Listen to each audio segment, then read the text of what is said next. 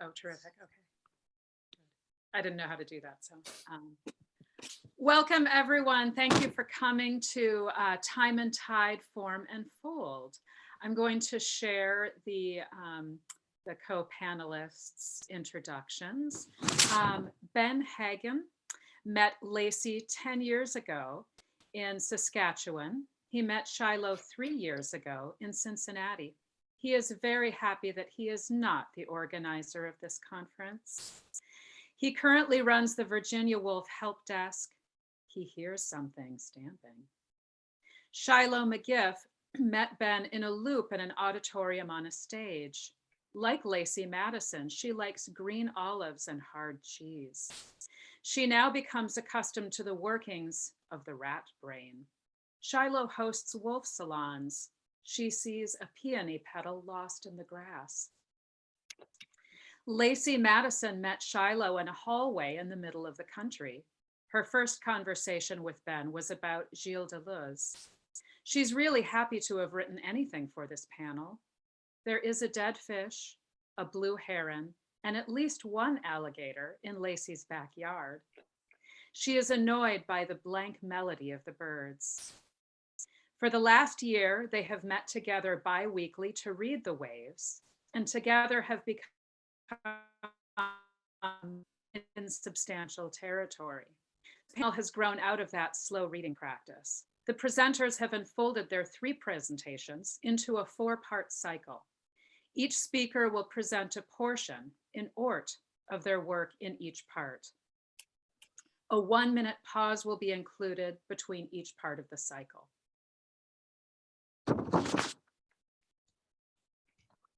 Time and Tide, Form and Fold. First fold, low tide.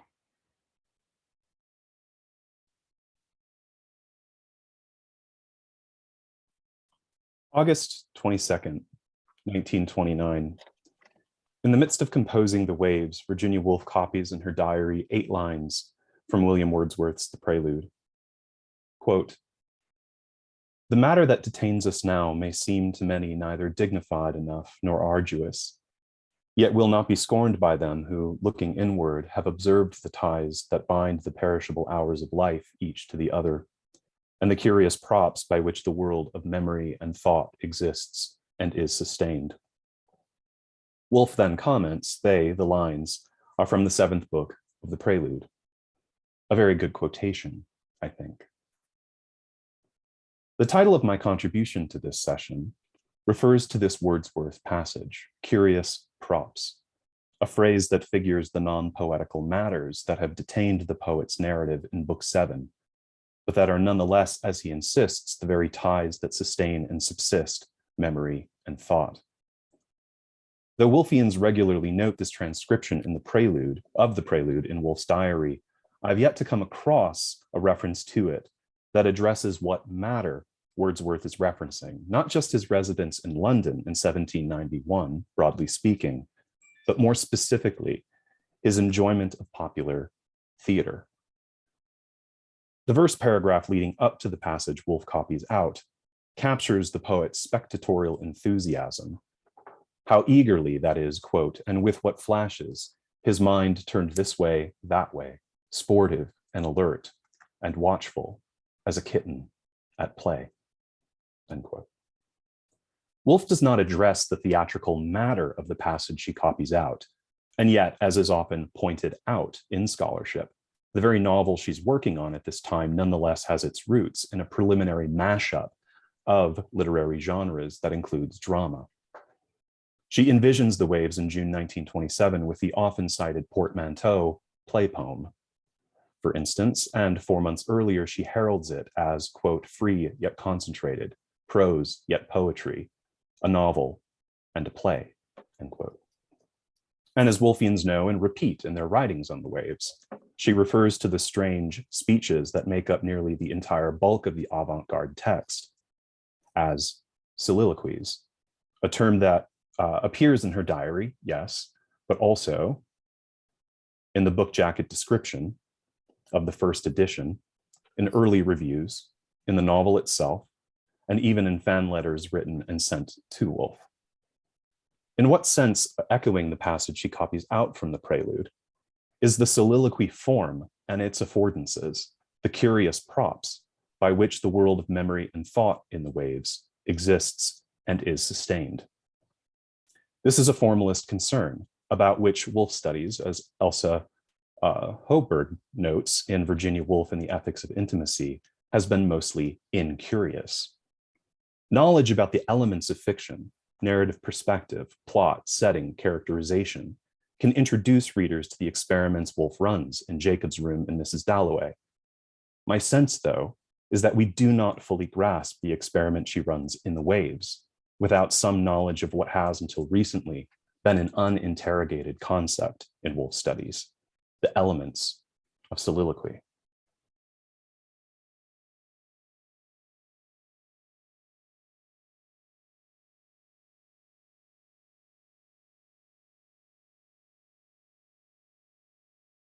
Tuesday, May 29th, 1929. In her diary, Woolf records a moment of compositional reverie. Contemplating the central form for her novel, her new novel, the novel that will eventually become The Waves, she writes of, quote, the moths flying along, the flower upright in the center, a perpetual crumbling and renewing of the plant. In its leaves, she might see things happen. How does this help us think about The Waves? The Waves is a novel of pastoral repletion. It is a novel of pastoral repletion saturated by a deceptively natural imaginary. From the pre-dawn meditation and birdsong that opens the novel to the final breaking of waves on the shore and the innumerable vegetal and animal figurations embedded in its speaker's soliloquies, the lyrical form and self-consciously poetic diction of Woolf's play poem evoke pastoral conventions to excess. 20th century critics have commonly read the natural phenomena showcased in the interludes of Woolf's modernist experiment as representing a world without human consciousness. And yet, alongside and through its dazzling descriptions of landscape, The Waves interleaves colonial fantasies and gender, class, and racial violences. Likewise, the nature so often cited in The Waves is already and often coded by romantic and classical poetic conventions, intimating that the novel is simultaneously one of culture making. Following Donna Haraway and Karen Barad, Derek Ryan more recently offered nature cultures as a way to think about the entangled phenomena of the nervous purview. Such eco-critical and new materialist studies trace and demystify boundaries between nature and culture and attempt to draw human subjects into wider relational contexts. Certainly, adoption of nature cultures as a way to name and to think about the ontological boundaries in The Waves fits neatly with moral imperatives of many post-pastoral literatures, and yet it is not clear that Woolf's novel offers such a positive program. Rather, it is perhaps as its inverse as culture nature, the traditional realm of pastoral's assignation, that it makes its intervention. Why pastoral? Better yet, why anti-pastoral? Pastoral is, among other things, an apparatus for subject making.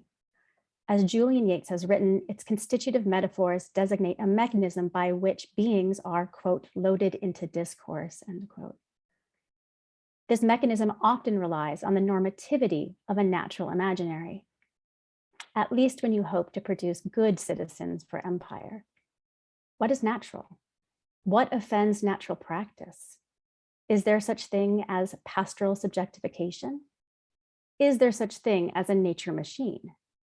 Within the chapters of The Waves, the pervasive iteration of Woolf's natural imaginary, read via the pastoral, highlights a subjectifying process relative to disciplinary myths of a green world. Myths that encode, among other things, a determinate relationship to capitalism, patriarchy, nationalism, and war. Let us read then The Waves and its holograph texts for their anti-pastoral resonances. Let us find figures of decadence, decline, and dissolution. Let us read them as ironized encounters with pastoral frameworks.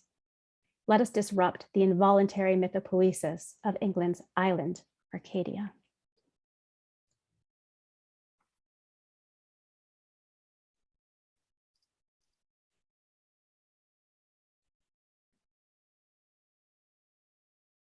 Let us think outside the loop of time and into the folds of time.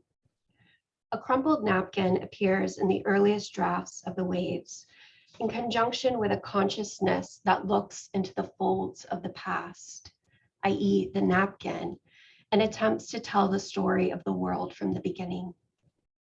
Where Susan tears off the old day from a calendar and screws it tight into a ball vindictively, Wolf's folding of time reveals that time, not discrete units of human time, day, month, year, but all of time from the beginning is already crumpled. The folds offer us an understanding of time in excess of human measurement, beyond timelines through which we situate ourselves and our ancestors in the history of civilization. Reading the waves alongside the crumpled napkin of the holograph drafts brings attention to the unfolded persistence of the past and an emerging future, even a far one. In Virginia Woolf in Prehistory, Gillian Beer quotes a passage from the holograph drafts, which serves as a context for her interpretation of Woolf's preservation of the past in the voyage out and between the acts. Beer's affirmation that the storyteller seeks to explicate, that is, to unfold the folds of time, to renew the lapsed materiality of the past, resonates with my exploration of the fold as a figuration of thinking time differently, and as a narrative strategy that Woolf employs not only in early drafts of the waves, but also in its final form. I'm less convinced, though, that the storyteller attempts to unfold time, unless that unfolding also assumes a refolding.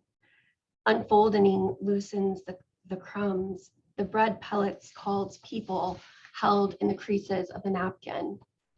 It also flattens time to a two-dimensional shape.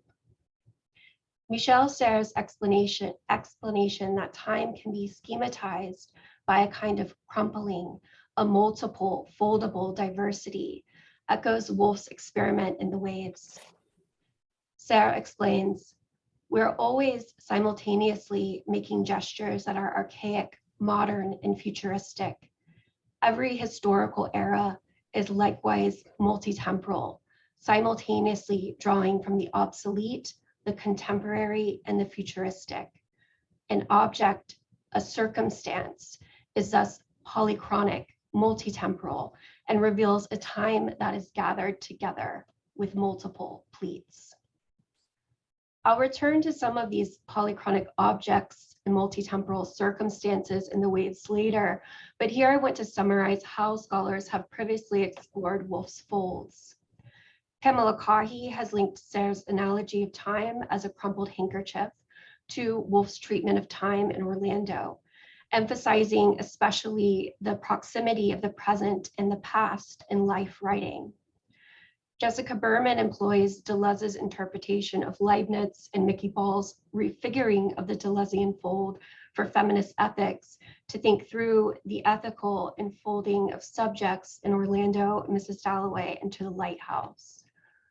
Ariane Mildenberg explores folds in the waves through Merleau-Ponty's phenomenological approach to chiasmic perception and argues that Woolf's novel perpetually collapses inside-outside polarities and relations. Building on Beer's illuminating reading of Woolf's preservation of prehistory and these previous explorations of temporal, ethical, and perceptual unfolding in Woolf's novels, I understand Woolf's crumpling of time in the waves not only as an unfolding of past and present, it is also a polychronic engagement with what Paul St. Amour has identified as proximate deep time, whereby we simultaneously encounter visions of future extinction.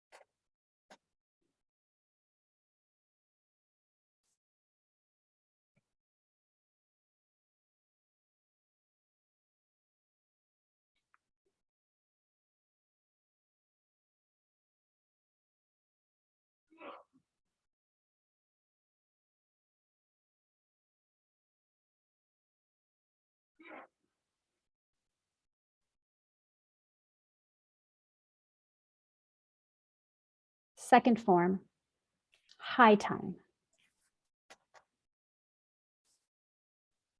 Unlike soliloquies and plays, Molly Height writes, the self-narration in The Waves reports the ongoing action in a scene, as well as reflections and emotions that are unlikely to be spoken out loud. This sentence exemplifies how Woolf scholars who address the soliloquy, even if in passing, presuppose a definition of it that seems to go without saying, one that also suggests, if it were said, a discrepancy between dramatic soliloquies and the series of speeches we read in Woolf's novel. But what is a soliloquy, really? And is Height right to contrast the ones in The Waves with those in plays? What might this strong opposition miss?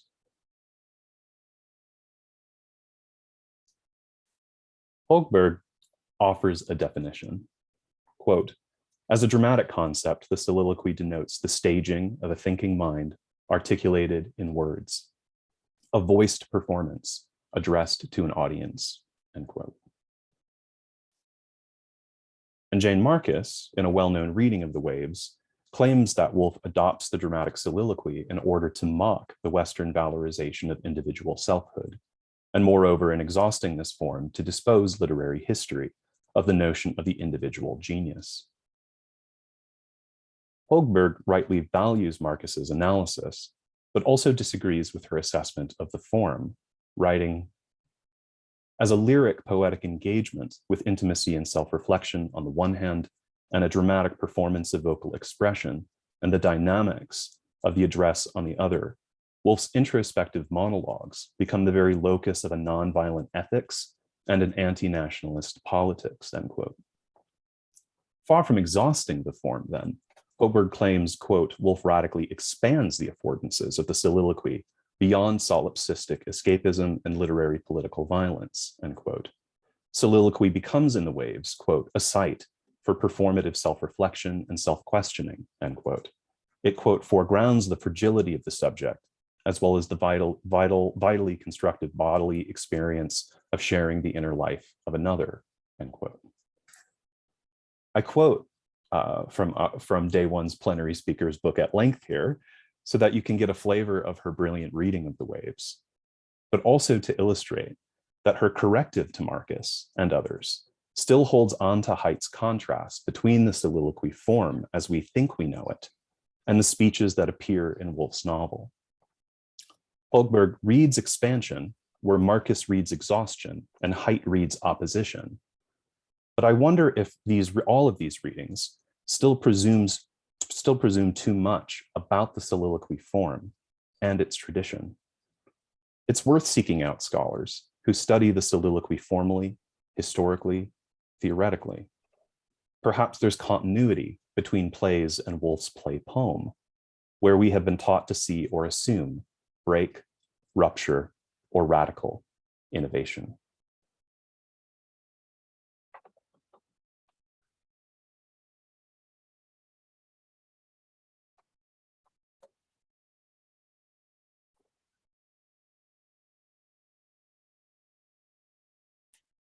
Sunday, January 26, 1930, Woolf, now steadily writing The Waves, a well-known diary entry. Quote, I am stuck fast in that book. I mean, glued to it, like a fly on gummed paper. How to pull it together, how to compost it, press it into one. I do not know, nor can I guess the end. It might be a giant conversation.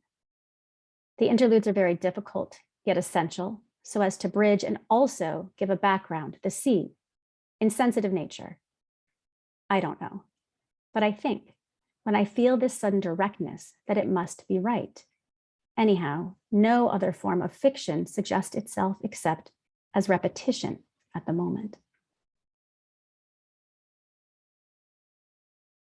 Virginia Woolf composes the moths, or the life of any one body, life in general, or moments of being, or the waves, in 7 bound manuscripts, all written in her own hand, which together comprise the 2 holograph drafts of the completed book. J.W. Graham transcribed and indexed the manuscripts along with a loose leaf notebook and a few of the Monk's House papers to give us the edition we now have of these holograph drafts. According to Graham, Woolf's habitual method of composition was to draft longhand in the morning and then to type what she had written out later in the same day. She often wrote and rewrote entire passages, repeating them serially, preferring to revise, at least in the manuscripts, by reworking the same scene in its entirety again and again before moving on. Woolf's revisions in process, as transcribed, include cancellations in the form of strike-throughs, marginalia, interlineations, insertions, loops, carets, and sometimes, quote, enigmatic squiggles, end quote. The holograph drafts, and in particular HD1, have a curiously looping form. To read them straight through in sequence means to experience scenes recursively, to reread or replay them with additions, amendments, insertions, and erasures still half visible. It is to experience alternative versions and permutations of formative scenes folded together in a changing landscape where, at least initially, even the proper names of the 6 characters and their identities are unstable.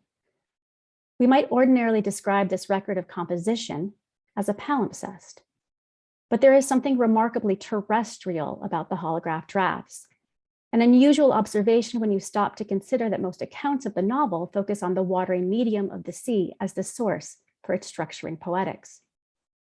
Yet reading the holograph drafts of the waves feels like digging in the dirt or playing in the garden. Sifting through the strata of its layered and various revisions mimes a process of archaeological discovery. A reading strategy recapitulated large scale in the novel as we encounter obdurate forms of lost civilizations embedded in its lines and in its frequent appeal to atavistic or prehistoric memories. Perhaps it follows then that in the holograph drafts of the waves, we re-encounter familiar figures and vestigial forms, sometimes abandoned, buried, struck through, and left to rot, and sometimes excavated and given new life. I'd like to put this record of the novel's composition and its various terrains alongside Woolf's question, but how to compost it? In doing so, I'd also like to return to Woolf's vision of the flower upright in the center, the perpetual crumbling and renewing of the plant. The cyclical growth and decay of the flower, along with an emphasis on poetic process that is as much unmaking as it is making, speaks to a potent ambivalence at the heart of the waves, one critically linked to what I understand as Woolf's pastoral imagination.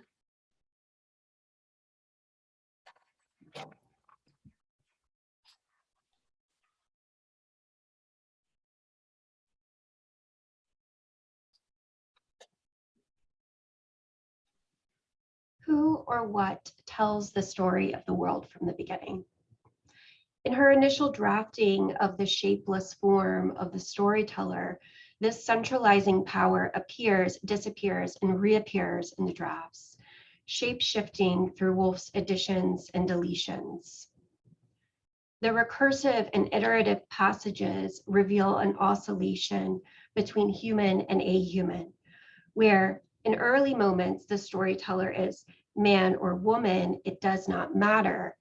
It shifts to a hooded, tent-like, shadowy figure in a curtain-like shape.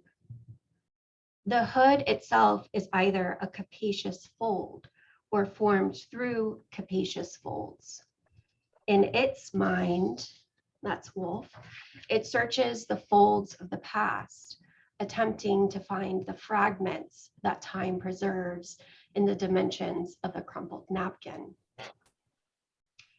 Counter to many scholars who assume the narrator is a woman, Derek Ryan writes that there is no discernible human observer in or of the interludes.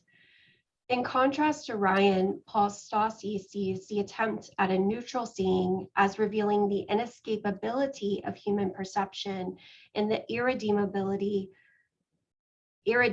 human nature of descriptive language. However, while Woolf deletes direct references to the narrator by the final versions of the waves, the holograph drafts reveal Woolf's erasure of a human storyteller. While language seems to presuppose a human observer, it's worth noting that on the first page of Woolf's first draft, an enormous moth writes first, as it makes a mysterious hieroglyph, always dissolving.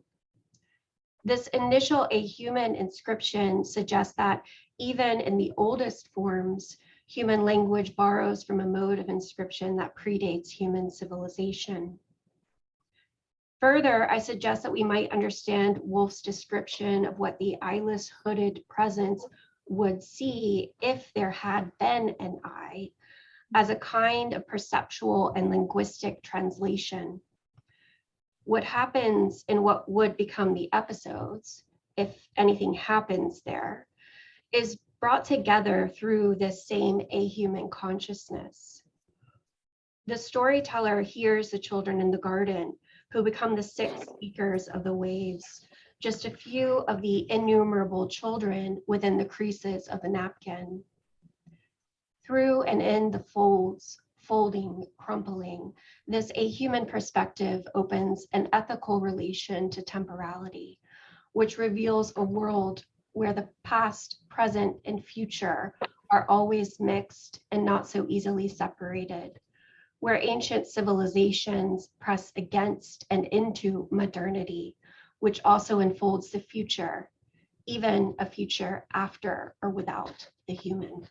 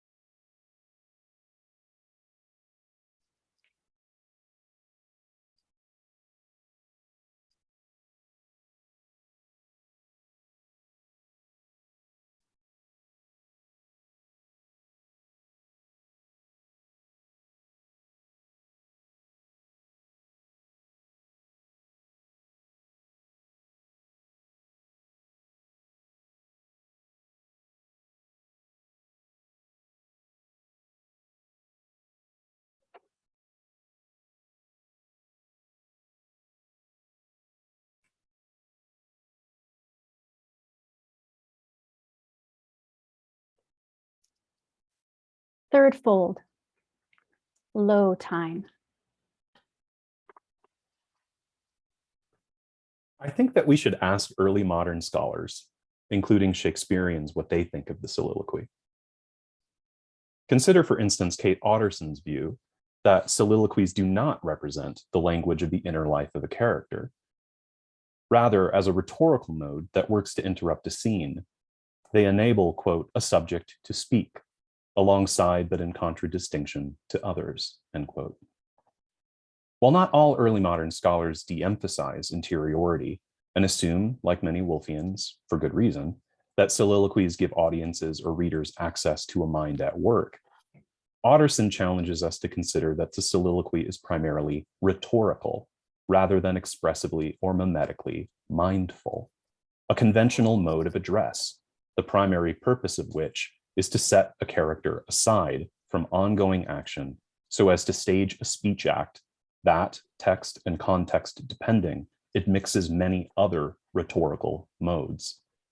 In other words, we might better think of the soliloquy as a non-mimetic artifice that interrupts a scene to isolate a character who does not just think, but who, if thinking, is also saying. More variably, this saying describes, explains, narrates, argues, deliberates, deludes, informs, and/or interrogates. Turning to Neville's first soliloquy in the Hampton Court episode, we see almost all of these formal and rhetorical aspects in play. The opening clause of this speech reports that the six friends are sitting side by side, thus providing readers information about an ongoing scene that is never staged and confirming the final expository detail we received from Bernard in the previous speech. Quote, now we assemble in the dining room and sit ourselves down, end quote.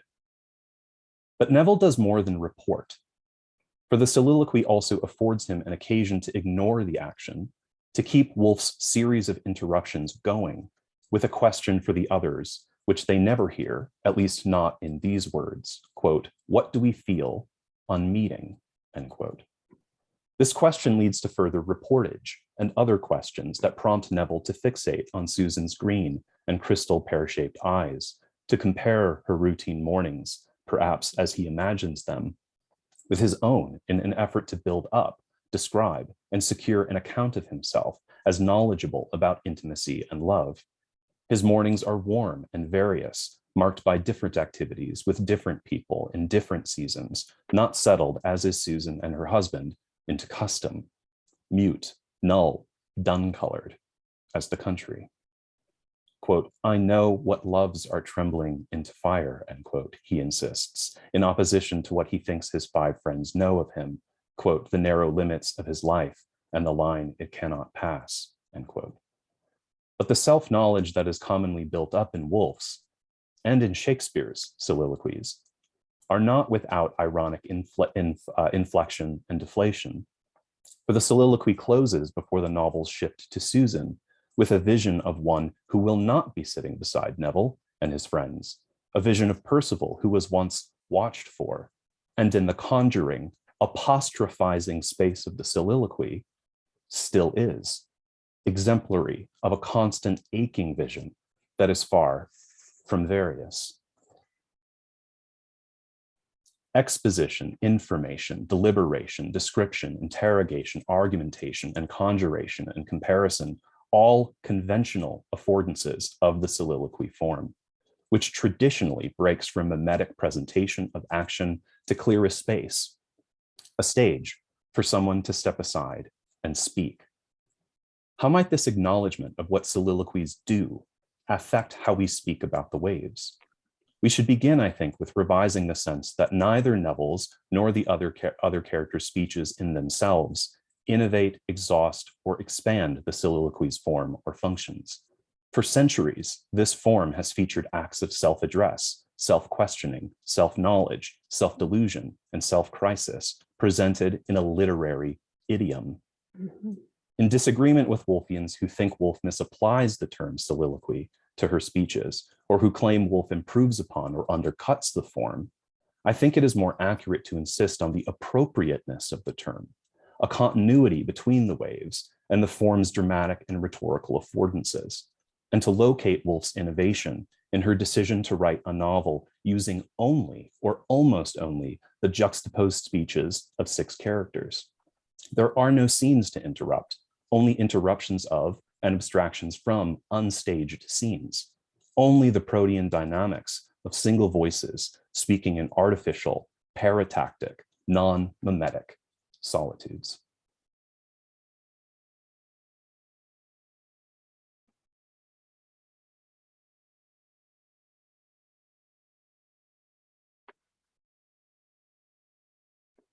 Of the various images that recur in the holograph drafts, 2 stand out.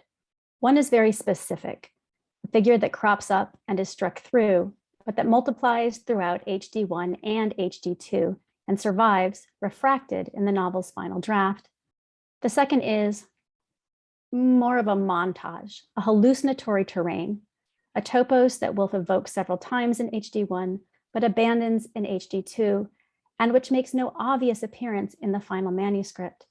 The first is that of a dead rat infested with maggots, and it makes its ultimate appearance in the garden reminiscences of Bernard's final soliloquy, nestled under a rhubarb leaf. The second is a scene of many mothers birthing innumerable children out of the sea and onto a beach that dissolves into an inhospitable desert wasteland. Both instances teem with life. Both instances tarry with annihilation. A consideration of these figures as sites of life and decay might build on the premise that, as I have argued elsewhere, the interludes in the waves do not provide us with sites of insensitive nature. Rather, they might instead be read as anti-pastoral allegories that frame the progressive subjectification of the novel's 6 speakers as ambivalently privileged citizens of England's Arcadian Empire.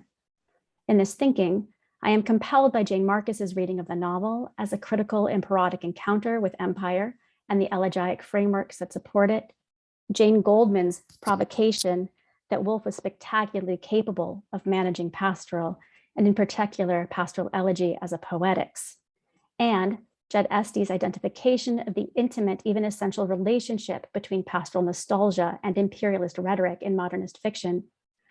I am not, however, at least for this reading, interested in the affordances of pastoral elegy or the work of nostalgia, but instead in how the novel, when read by way of the pastoral, disrupts normative modes of reproduction, be they natural or cultural.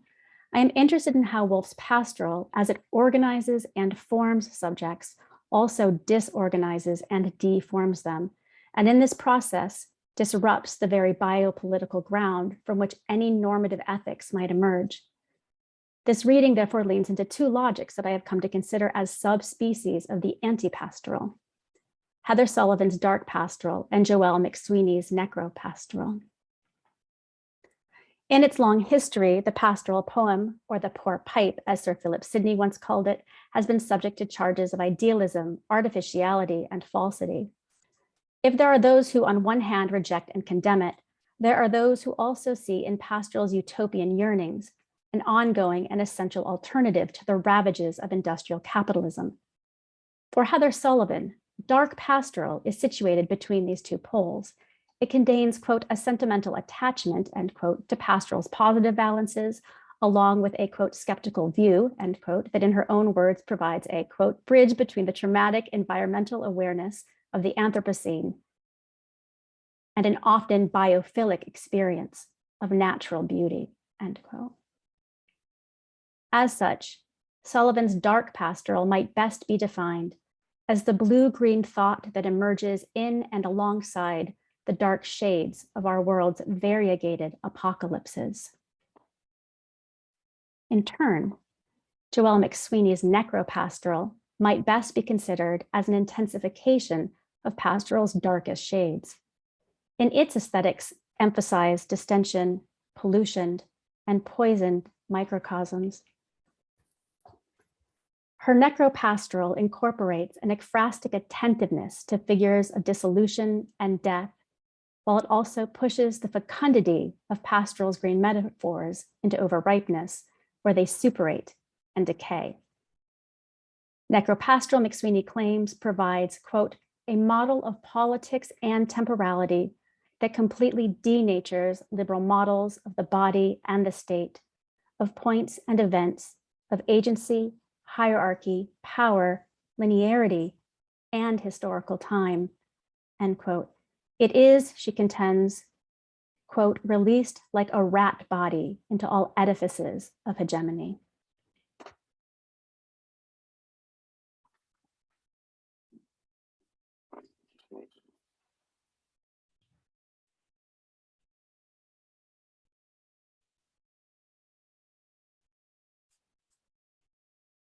At Wren's palace, the six voices of the waves unfold as they come together at their meeting place.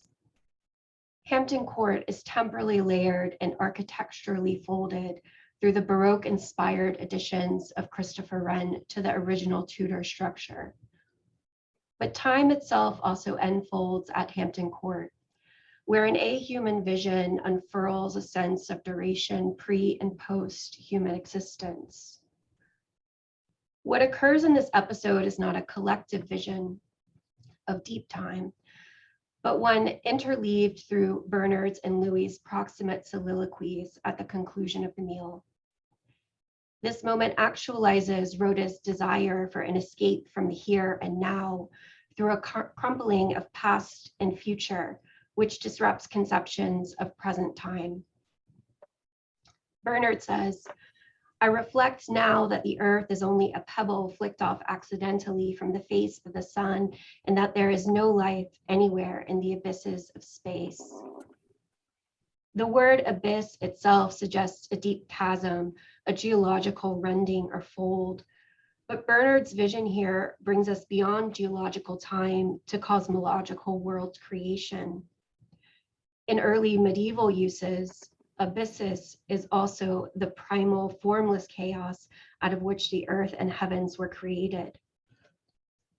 Bernard's language here has been previously linked to Woolf's December 18, 1930 diary entry, where she mentions a conversation about Jean's the Mysterious Universe. Jean's opens that book with a creation narrative not of intelligent design, but of chance. A rare event occurred some 2,000 million years ago. The planets in our solar system were created when a second star came within hailing distance of the sun and threw off small fragments of itself. Bernard's vision of the lifeless abysses of space is one of retroactive apocalypse, which wipes out not only all possible inheritors of armchairs, power, and civilization, but all human ancestors, even all biological life. Louis' description, similar to Bernard's, also offers a kind of zooming through time, but does it move forward or backward? Envision the end or the beginning? But listen, said Louis, to the world moving through abysses of infinite space. It roars. The lighted strip of history is past and our kings and queens. We are gone, our civilization, the Nile, and all of life. Our separate drops are dissolved. We are extinct, lost in the abysses of time and the darkness. While the ordering of Louis' list, which describes an obliteration of history in reverse, our civilization, the Nile, the word past opens some ambiguity. One might pass the lighted strip of history, that 1 inch of light, by moving any direction in the abysses of space. However, past may also suggest a time in which all human life, which is Louis' focus, is past. Ultimately, though, in the juxtaposition of Bernard's and Louis' visions of ahuman temporality, we see the future, extinction, annihilation, obliteration, enfolded in the past and pressing into the now.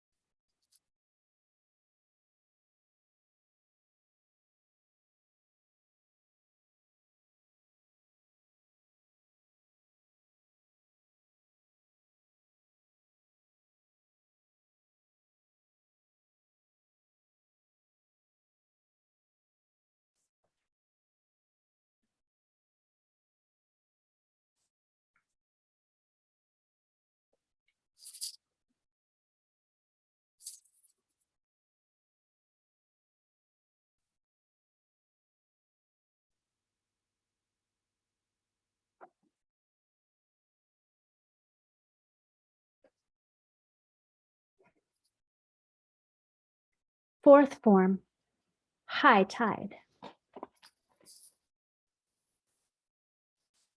Neil Corcoran writes, quote, soliloquies, if they are of any length, will vary considerably in tone and register and may well include a certain choric element, end quote.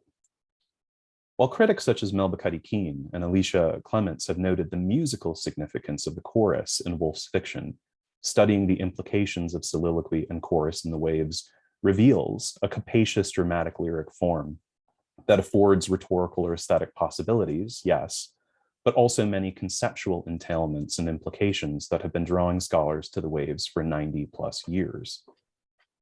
As Hogberg notes, Marcus and other Woolfians have presumed a fundamental ideological link between the soliloquy and the fantasy of an individual transhistorical decontextualized literary genius.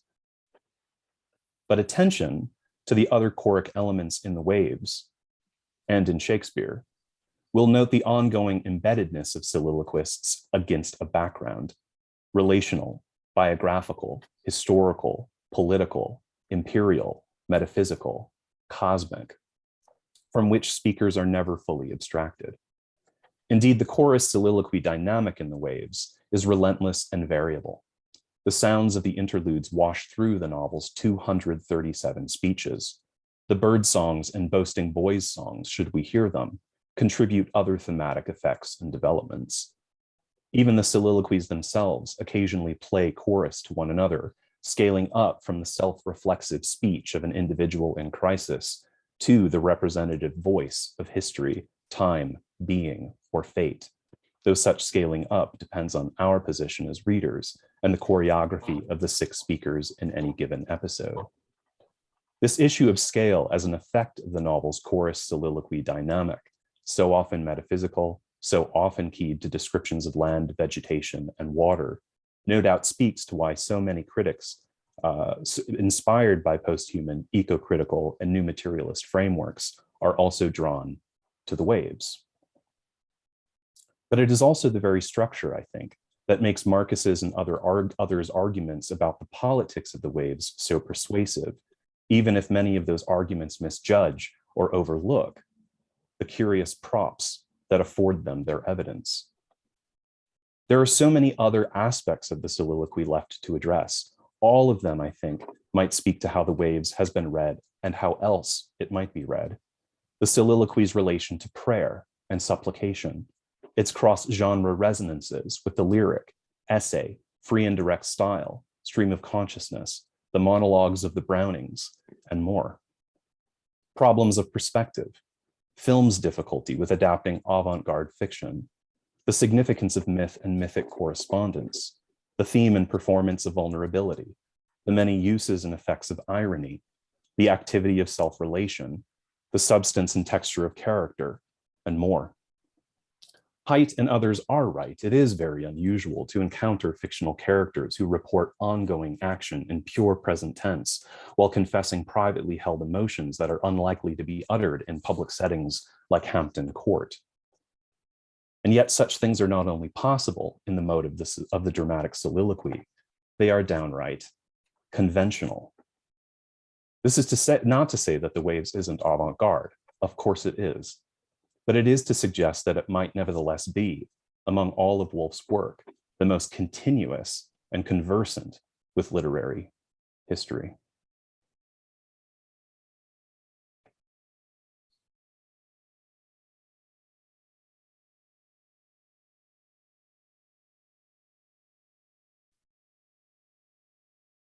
The first dead rat appears in the garden of HD1, maybe near a greenhouse struck through, and maybe on a board or a seat where Ginny and Louis kiss. It seems that at least initially, the idea of having Ginny and Louis kill the rat together may have occurred to Woolf, but she strikes this through and instead implicates the rat and its companion innumerable maggots in the magic of this first kiss. There, Ginny and he together saw the dead rat, the innumerable maggots, and kissed there on the seat, board, by the greenhouse. The rat makes its second appearance, this time sans maggots, in the description of Archie, a character who, at least in name, does not survive far into HD1. Archie is introduced as curious, never much bothered about the rat, here crossed out, because having seen, quote, the rat, or, oh yes, the flower, in the cradle, he has somehow become disaffected, disinterested, subject to neither hate nor amusement. In both cases, the rat refracted disorientingly through the garden landscape and perhaps even introjected by the garden's denizens, figures, informative childhood experiences. It makes its third appearance a page later as the strange narrator of this stranger garden scene now pulls in not just the rat and maggots, but snail slime and plant juice along with the children into some kind of animal, vegetable, creaturely composite. And it was clear, and it was the snail slime, the sticky fluid in the hollow stalk, and the rat heaving with maggots were all in the hearts of those unfortunate children. Here in the garden, snail slime and stalk sap and rat and maggot are all embedded, planted, given territory in the hearts of the children.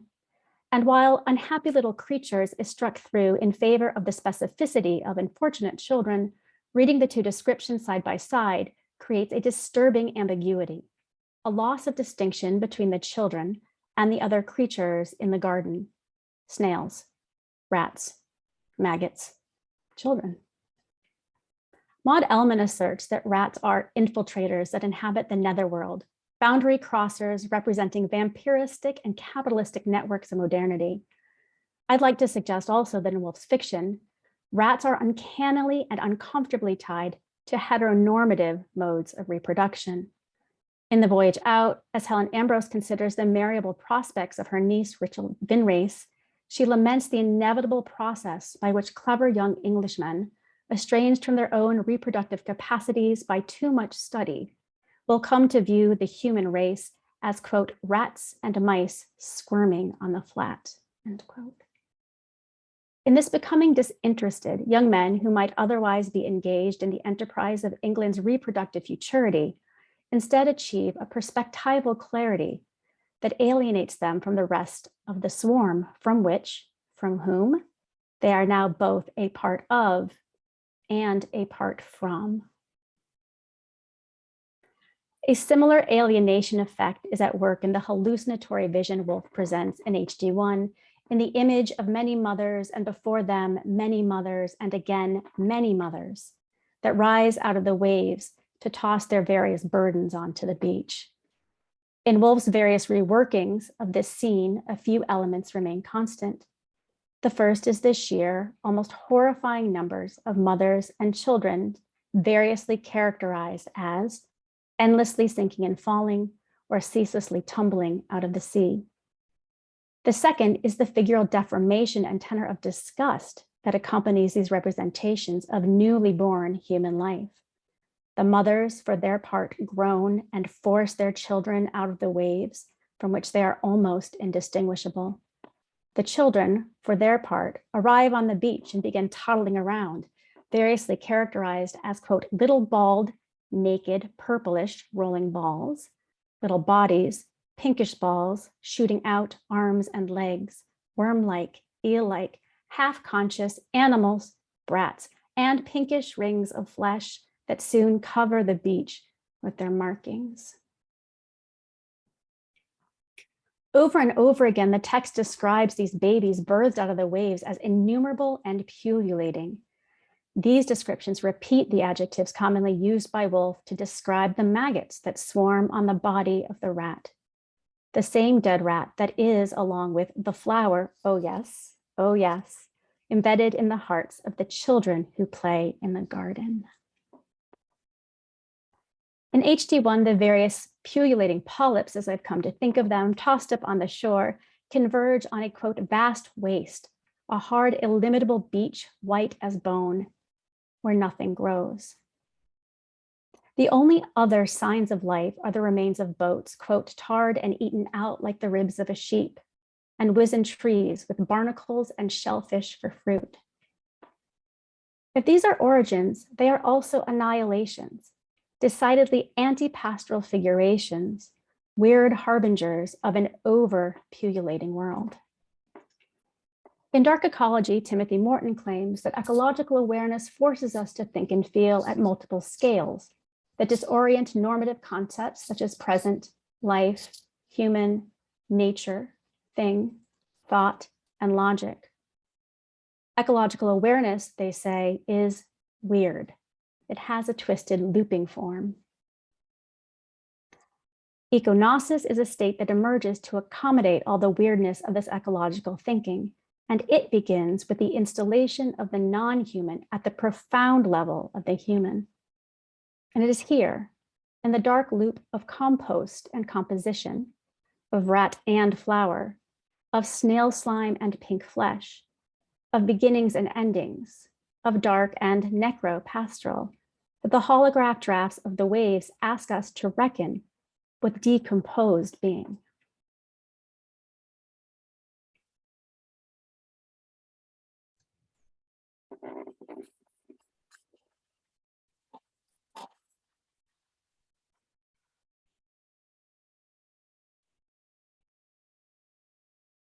What survives the end of a civilization, if not the end of a world?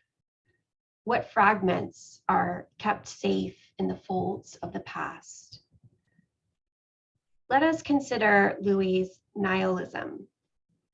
Louis' sense of himself as contingent with the first human civilization begins as prenatal meditations. He imagines himself as the remnants of a statue of Ramses II. If we take his description of his eyes as the lidless eyes of a stone figure in a desert by the Nile, as also an allusion to the literary object of Ozymandias. David Bradshaw has read Louis' Egyptomania through diffusionism, the idea that all human culture could be traced back to a single cradle, ancient Egypt, which also contained the seeds of its own catastrophic destruction. As in the Hampton Court unfolding of a pre-Earth past and perhaps a post-Earth future in the now, Bradshaw's reading of the waves alongside diffusionist texts like W.J. Perry's The Children of the Sun reveals again an end in a beginning.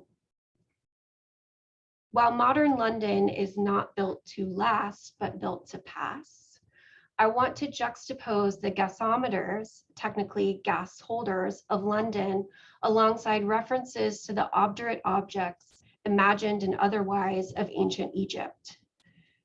Gasometers as structural landmarks and markers of modernity are mentioned most often in relation to factories or civilization. This is Neville. Now we draw near the center of the civilized world. There are the familiar gasometers. Bernard says London is guarded by gasometers, by factory chimneys. At Hampton Court, Susan revises Rhoda's earlier image of the dwelling place humanity has created to include factories and gasometers. Bernard describes himself as a heap of old clothes in Rome and imagines a metropolitan apocalypse. London has also crumbled. London consists of fallen factories and a few gasometers. The gasometers remain. And they have, even after their obsolescence with the move to natural gas stored in underground pipelines. Their external guide frames encircle Gasholder Park and luxury apartment buildings at King's Cross. They've been converted into art galleries and listed as protected monuments. Whether or not the cast iron bones of gasometers will be erected in the future, like Cleopatra's Needle, as reminders of a past civilization, they persist as harbingers of the hyperobject of climate change. In The Sky of Our Manufacture, Jesse Oak Taylor writes that London became the capital of the first human society to pass into industrial modernity, only to discover that modernity is haunted and that its ghost leaves carbon footprints. The ghosts of the past become the ghosts of our present and future.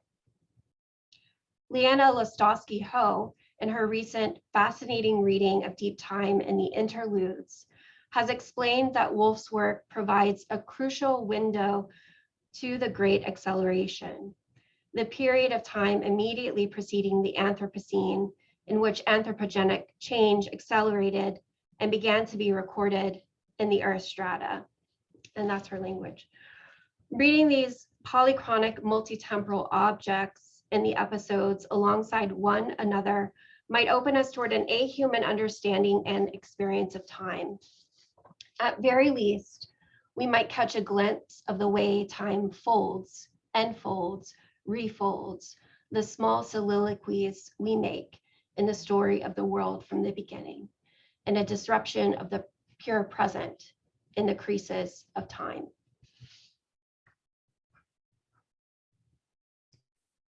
Thank you.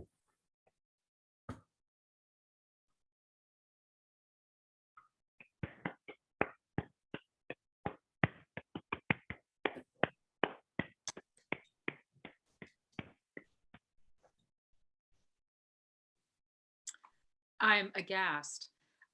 If folks need to take a interlude to collect, we can do that. And also, I'm thrilled to sort of open up the floor for questions, whether you want to type them into the chat, and Amy can help me navigate that, or use the hand raise function.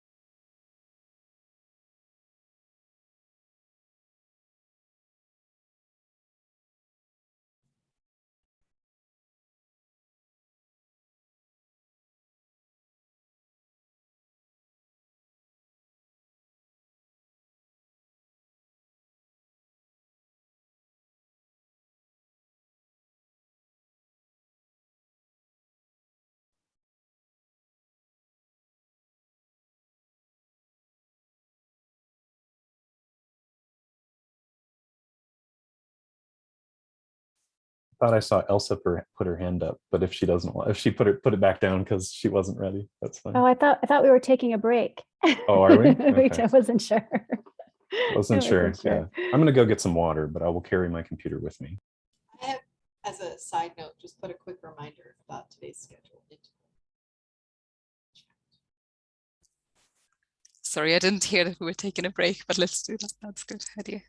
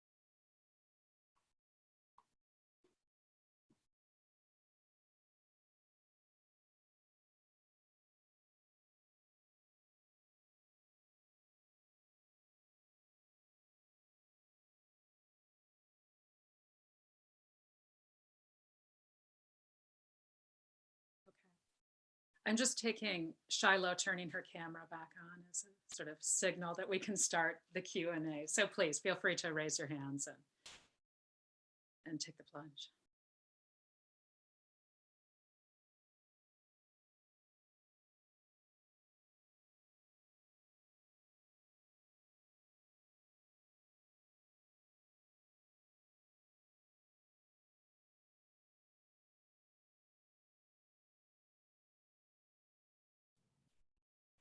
Elsa, would you like to go first? Did you still have a question?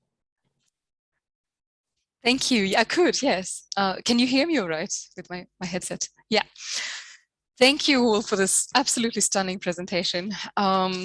I found it strangely meditative despite being so disturbing in many ways. And I love the way that you dispel once and for all this notion of the waves being about a mind thinking about this access to human interiority that then makes the novel detached from historical realities. I think you did that absolutely, yeah, beautifully.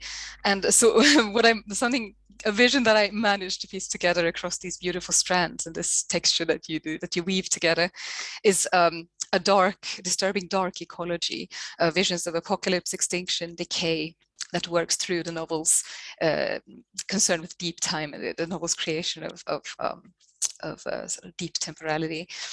And that's very much at the heart of much new materialist thinking in the dark ecology strand, Tim Morton, etc. I thought of somebody, Mark McGill, when he writes about modernism as one of the first cultural manifestations of what he calls reflexive modernity, a cultural literary awareness of modernity as carrying the seeds of its own destruction.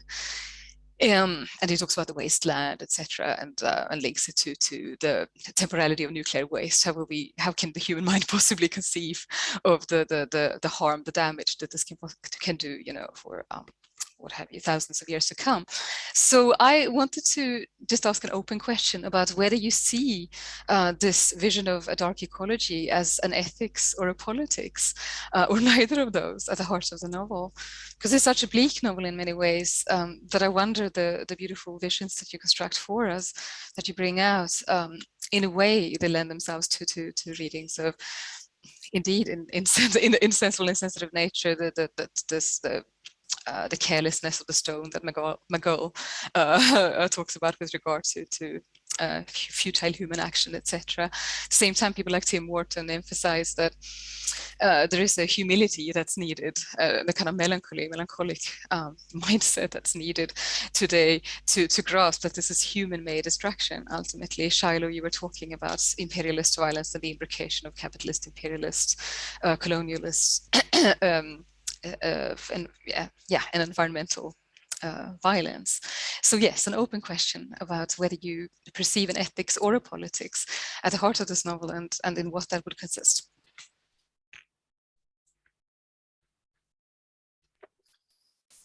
Do either of Ben or Laci?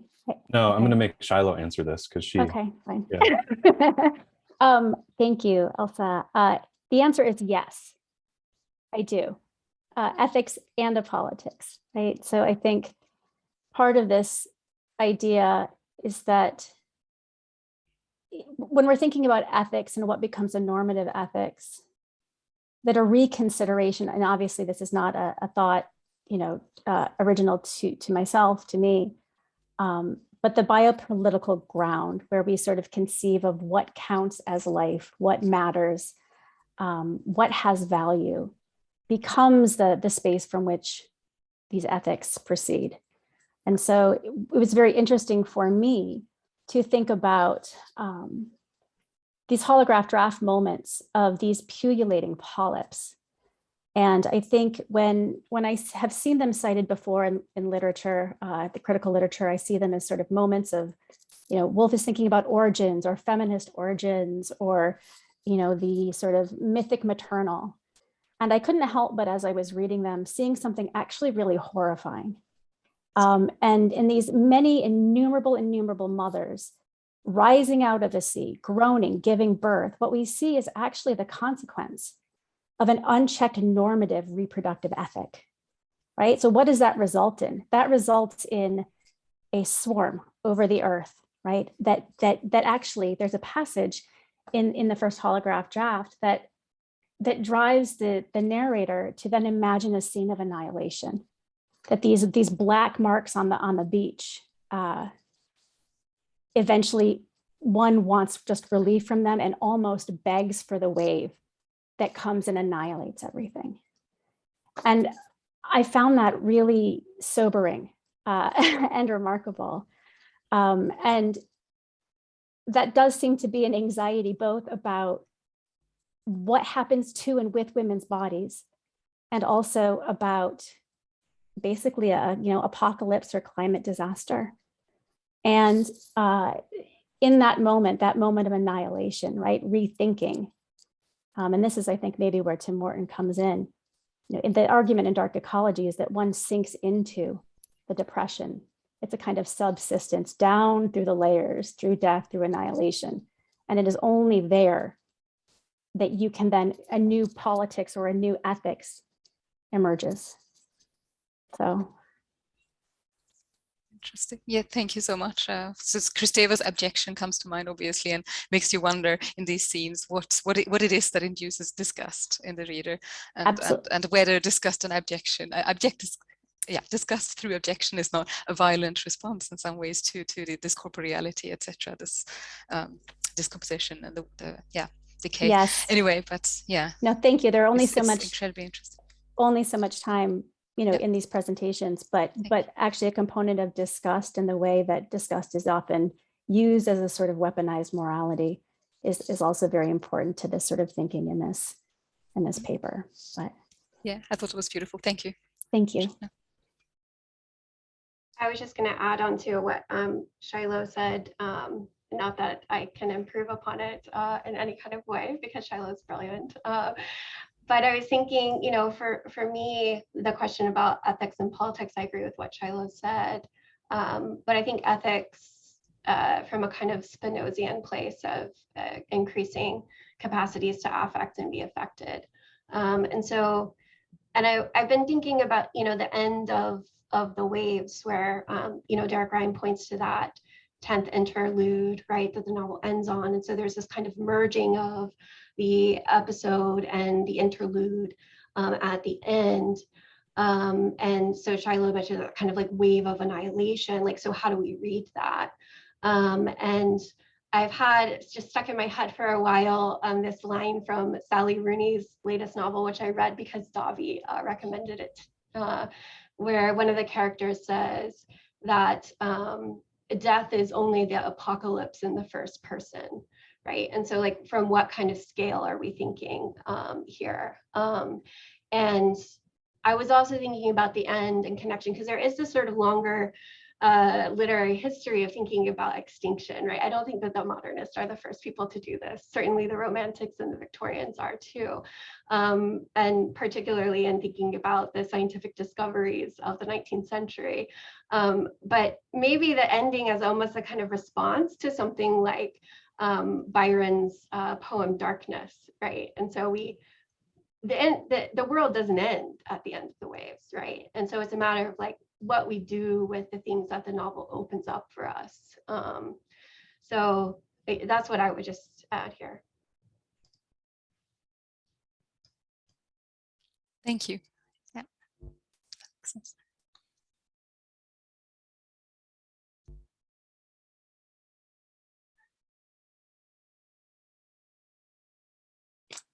Other questions? And Amy, you're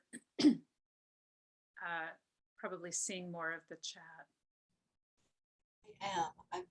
When I see things, I'm trying to send them to you directly, if that's a good method, or I can just read them. Do you want to read one? Do you have one from the chat? Sure. Yeah. During the presentation, Mark wrote, "This moving, thought-provoking presentation has got me thinking again about the physicist David Bohm and his ideas about the enfolded nature of space-time."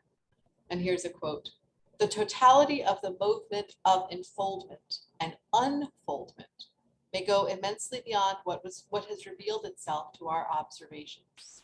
We call this totality by the name hollow movement." I guess that's not exactly a question, but it did seem like something worth sharing. Yeah, I love that, Mark. Thank you so much for putting that in there. And I had sort of plans to talk about space-time and bring in Susan Stanford Friedman's recent work on thinking planetary planetarity along with space-time, and Charles Tung has also done some really interesting work on scale there too, space-time and scale. But I love that. So thank you so much for putting that reference in here. I've got some more reading to do.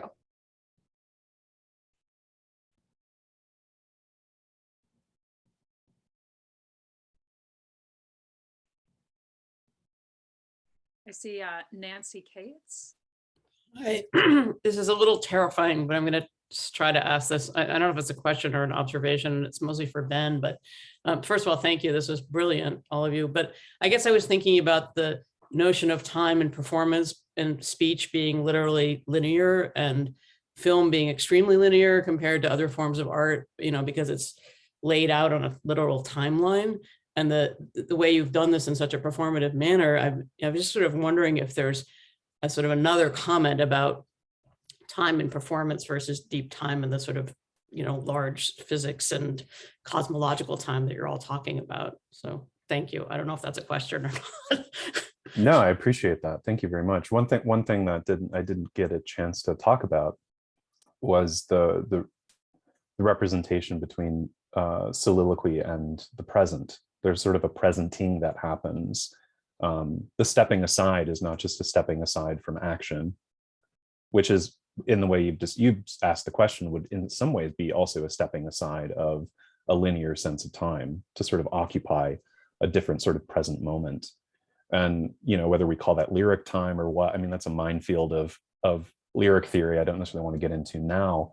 But I mean, I think it is really important to track words like now in the waves, which is, I think, an invocation of that sense of time. Right now, this is happening. It's not just a weird use of pure present tense. It is this kind of insistence on a strange temporality that sort of, and it's an intense temporality, which I think in some ways makes the waves very difficult to spend a lot, at least for me, very difficult to spend a lot of time in.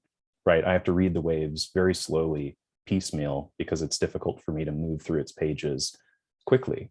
In the same way that it would be difficult to watch a play that's nothing but soliloquies and trying to kind of infer scenes that we're not seeing, right? And only trying to infer and reconstruct as we're watching the play. And I think that's difficult.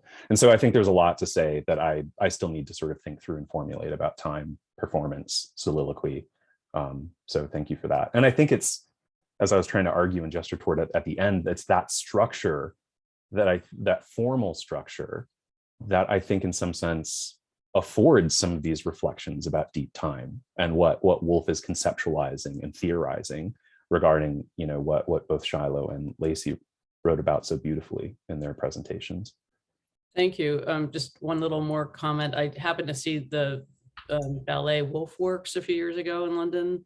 Mm-hmm. And the end of it is so magnificent and sort of like presenting this stuff without being in a sort of written form. I don't know how many of you got to see it, but I found it absolutely breathtaking. Anyway, thank you. Yeah. And I see Heather Love's comment in the chat about radio drama. Absolutely. I think Todd Avery and Pamela Coffey have written, I think, brilliantly about the waves in relation to that, thinking of it as voices coming through speakers or voices coming through sort of in those ways. And I learn a lot from their work, although I would also say that like other work on the waves, there's no sort of tendency to pause and think about the soliloquy as the sort of formal structure in play there. I think there are a couple moments in the novel itself that also both make the soliloquy really weird, if we want to lean into the weirdness, but also there's like moments of almost like a meta soliloquy where I think it's Bernard who talks about holding himself outside the machine for a while. How long can I hold myself outside the structure? And it's unclear whether that's sort of the structure of the novel, the sort of imbrications of London, intersubjective experience, what that machine is that he's holding himself outside of. And so there's even a way in which the novel thematizes that stepping out from that sort of soliloquy. He sort of deterritorializes himself in a way. And then you also get in the Hampton Court episode, I think it's in Rhoda's soliloquy, all these really weird parentheticals, which are sort of like soliloquies within soliloquies or asides within soliloquies. And when you start to sort of think about the different temporalities, even inside a single soliloquy, it gets complicated and interesting. Yeah. I would also add, I mean, another moment in the novel that I didn't get to, of course, is the moment lots of critics turn to, which is what, say, not just early critics, often read as the only instance of dialogue in the novel, which would be some of those parenthetical soliloquies between Louis and Rhoda. But I think I think Emily Copley actually writes about this really nicely in Virginia Woolf in Poetry. I think she challenges the idea of reading that as a dialogue, that no, they're still soliloquies. Like we're inferring the dialogue from their juxtaposition and their placement in parentheses. They're no more dialogue than any of the other speeches in the novel, in some ways. And I think I'm persuaded by that. So Alyssa, go ahead. Alyssa.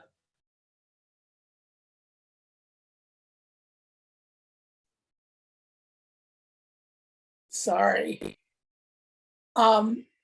You guys, I'm just slayed by the beauty of all of this. And you know how much I appreciate it. And you have given me images, all three of you, that are now permanently woven into the waves for me. And I will never read the book without the three of you inside it, which is a huge accomplishment. Aside from all the things that you made me think, you did something really wonderful to my brain. So I just wanted to thank you. Bye.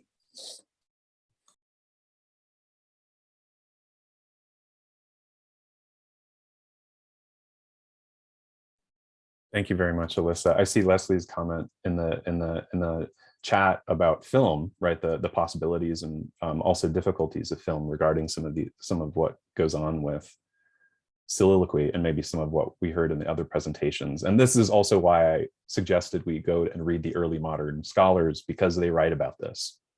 They write about how difficult it is to film a soliloquy, and we might not think that it is, but actually if you start looking at how do they film the opening soliloquy of Richard III and the different filmic adaptations, you see how difficult it is to do it in a way that's not the case in theater, right? So when you start shifting around in those ways, yeah, it's super interesting. And I think modernist texts also pose the same problem. How do you film Mrs. Dalloway? How do you film The Waves? How do you film Ulysses? So. I wanted to pick up on Davi's comment in the chat. I don't know if you want to say anything about that, but reading the soliloquy as fold. But I think there is, so that the comment is something about the paper suggests to us to read the soliloquy as fold, formally, with a specific structure of address.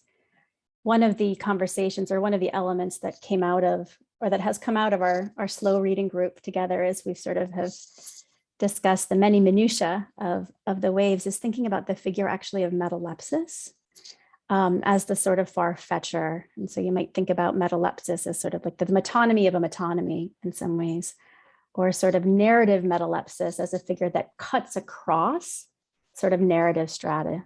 And there might be something in there, I think, the soliloquy as fold, or the soliloquy as a form of metalepsis in some ways. Davi, thank you for your comment. I've been trying to convince Ben that we should write a paper, Ben and Laci, we should write a paper on metalepsis in the waves. So this could be it. Thank you.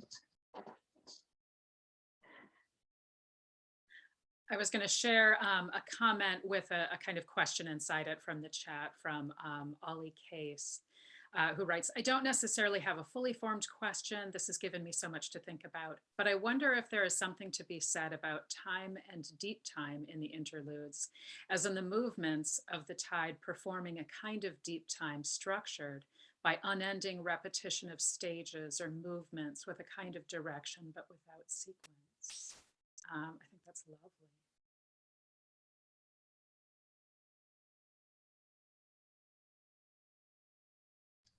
All I will say, because the others should answer this, is when it's possible to buy the new volume of Wolf Studies Annual, you should all read the article that Laci cited by Leanna Lostowski-Ho, because she addresses, in some sense, this question quite directly in the article. So.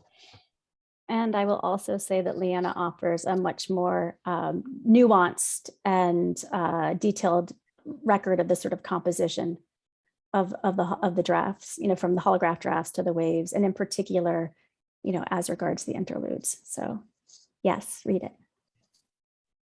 Yes, read Leanna's essay. I had to email Ben to get my grubby little hands on it because I was like, why can't I order this yet from the website? I'm still waiting for mine then.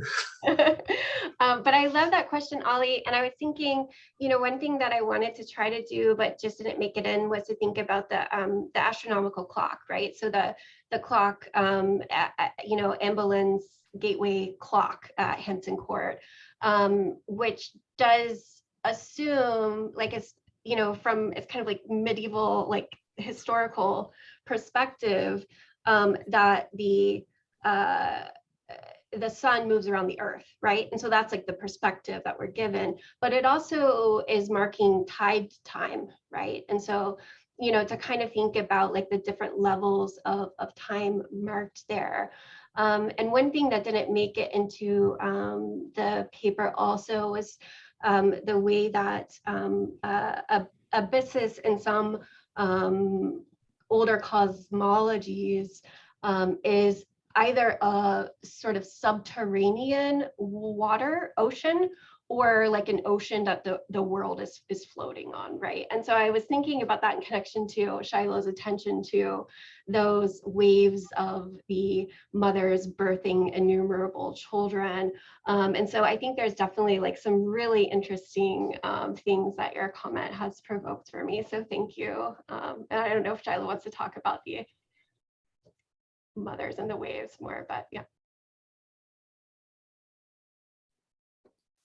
I don't know, what else there is to say at this moment in terms of the mothers, but there are these moments in the holograph. It is interesting to see how this is the figure that disappears, right? So, but where does it resurface in the final draft, for example? So in the holograph drafts, the waves are really curiously described as like, maybe you can't really see a beak or animal parts in them, but they're almost flesh colored in some ways.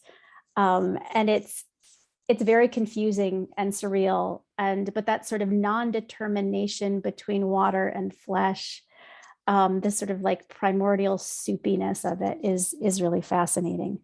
And I've tried to think, like, I can track the rat.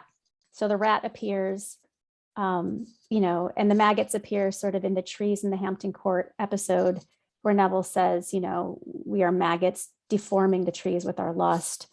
Or in the final soliloquy where Bernard talks about, the rat under the rhubarb leaf. But this sort of co-figuration of maternity and disgust together is much more sort of sublimated and compressed. And this kind of dangerous fecundity, I think, gets rehomed in the figure of Susan. And so one of the sort of provocations for sort of thinking about this is when Susan is wandering in the fields and she says, the world is breeding, the whole world is breeding. And she says, I am glutted with natural happiness. And natural happiness seems like a really good thing. It seems really exciting, but then you say I'm glutted with natural happiness. And I think that sounds horrible. Who wants to be glutted with natural happiness? And yet that is precisely the sort of the terms of maternity that are sort of forced on these mothers as they're sort of birthing their polyps onto the beach, is to sort of embrace this fecundity. And I think we see this also in the hard spurt of, the green hard spurt in Susan's eyes. Like there is something about that, fecund and dangerous vitality. And so I think that's that force, those mothers in the waves, sort of we seem to a relocation in Susan.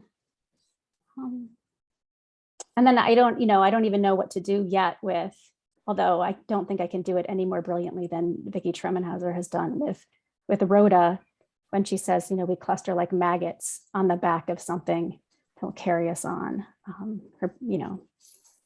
Those are moments that I can think of that might relate to that question.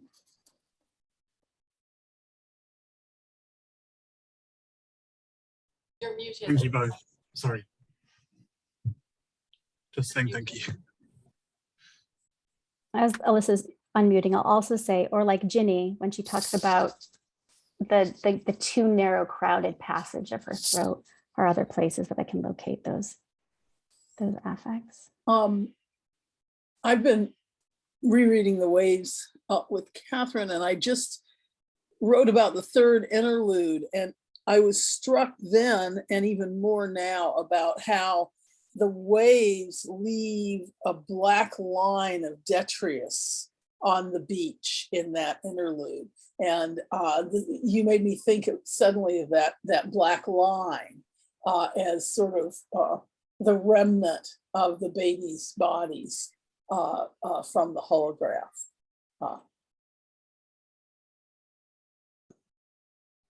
Thank you, Alyssa.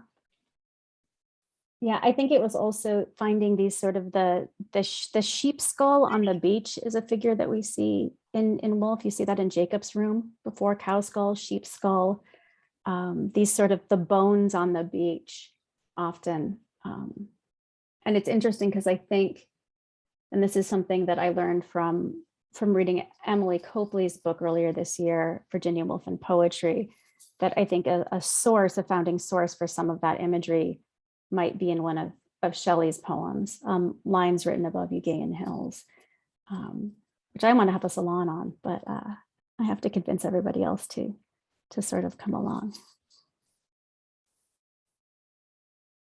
Ollie, were you about to say something?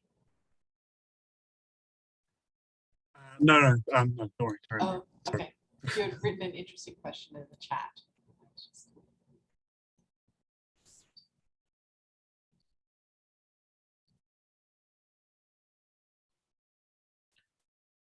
When was this supposed, not to overstep my responsibilities, but when was this supposed to end? Yeah. We're a little over, but Oh, we are. Oh, wonderfully has given us a long break, which allows a little more time for discussion. Good. here. Good. And I'll just say, Amy, do you have a way of saving the chat? Yeah, it saves. It seems to save in the recording, but I'll also save a copy of it as well. Okay. Because I'd like to share that with the Mm-hmm. panelists. We could also answer questions if you have any about the form of the presentation too, or if there are any. I'm just saying we could open it up. I mean, I'd love to hear about how you guys came up with that. That was fantastic.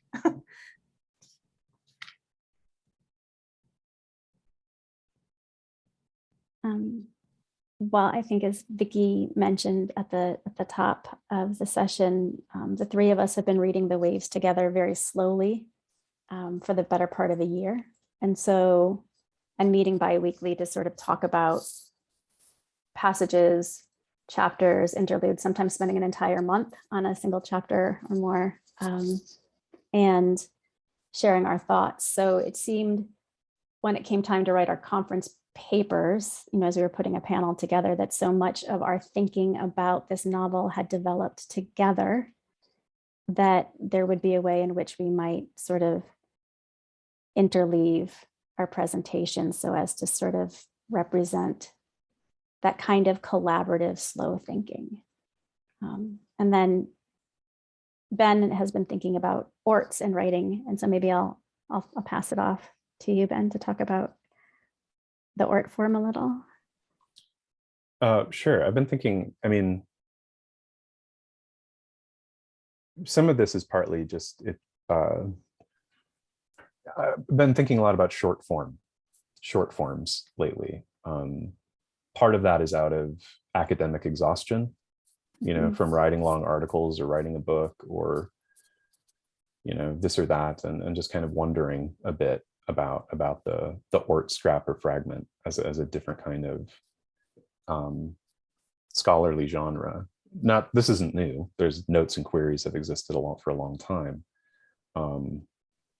But some of that is, stuff going on with my own life that makes it easier to sort of sometimes focus in on just a small bit of writing without the pressure of trying to integrate it into a longer argument. And of course, parataxis and juxtaposition is fundamental to many modernist aesthetics. So it also makes a kind of sense given the kinds of things I like to read and think about.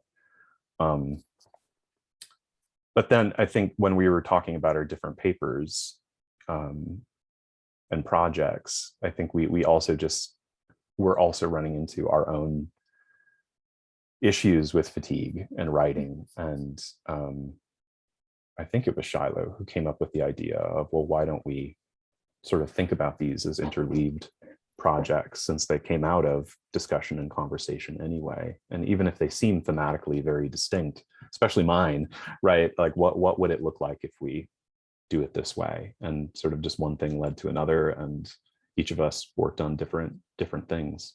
So, and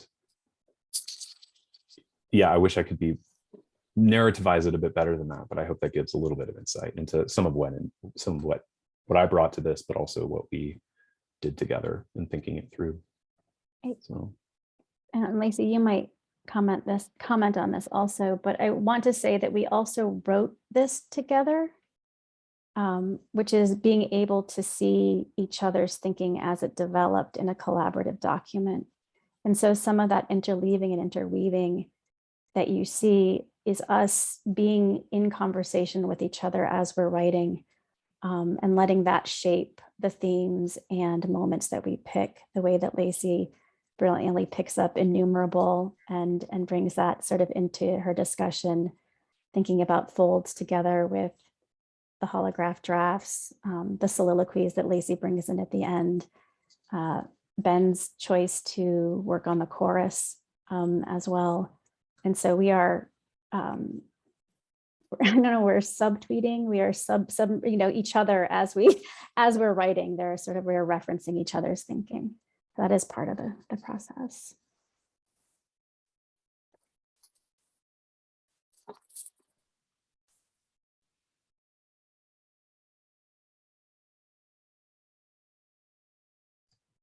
So there's a certain ecology of the presentation, just to move us towards Laci's conference theme.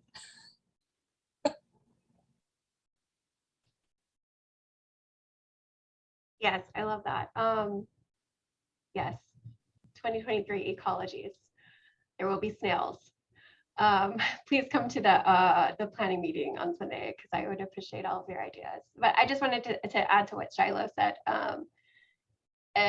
Just, and thinking about what Ben said about fatigue, burnout, that it was really just a kind of generative and supportive way to write something, when I really personally, I'll let Shilo and Ben sort of speak for themselves, but felt like I had sort of like nothing to give, So, and the way that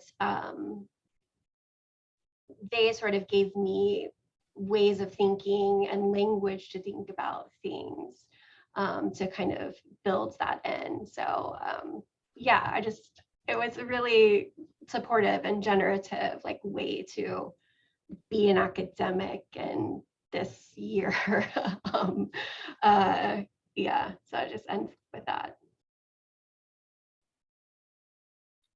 And wouldn't it be wonderful if this were a model, for us to work together and not always have the pressure of having to stand behind our brilliant singular intervention that will then shape, the discourse, and but to sort of honor and value collaborative modes of thinking and what they bring into the world, particularly in this moment when the Academy does not contain all the kinds of wonderful scholarly thinking and being that is occurring in the world. So.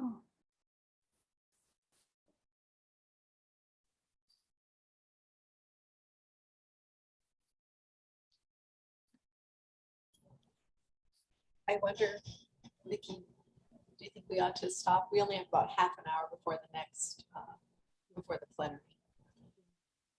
So Thank you, everyone, for coming, and thank you, wonderful panelists. I think you've just introduced a very inspiring model for future Wolf Conference panels and projects. Thank you. Thank you all for coming. Thank you, everybody. See you in the plenary in Thank about you. half an hour. Thanks, everyone. This was Thank you. great.